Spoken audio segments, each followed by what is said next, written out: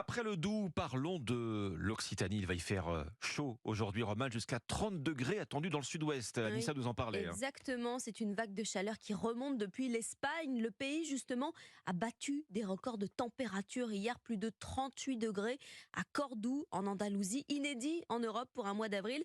Et ça ne va pas arranger la sécheresse et la pénurie d'eau dans la région. Une menace, forcément, pour l'agriculture.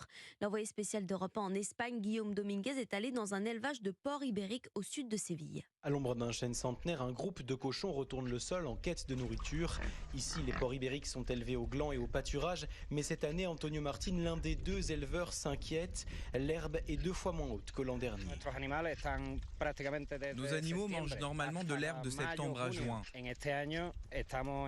Mais là, nous sommes en avril et il n'y en a pratiquement plus.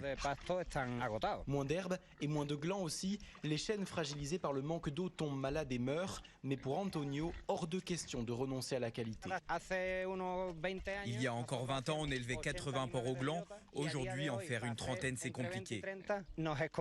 Pour continuer d'exister, il faut donc se diversifier, comme nous l'explique Sylvain Audebert, l'autre éleveur de l'exploitation. On a implanté des moutons. On a une activité d'huile d'olive qu'on commence à développer.